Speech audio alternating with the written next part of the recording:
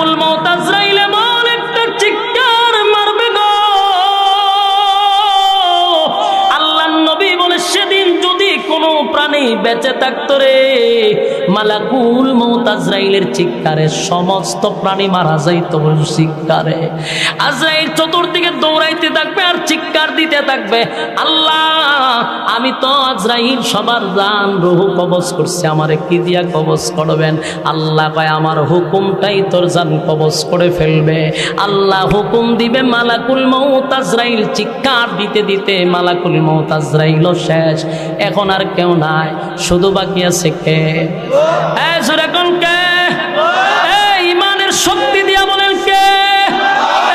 আরো জোরে বলেন কে?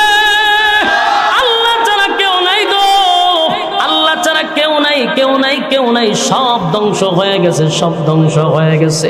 সেদিন আল্লাহ একাই থাকবে।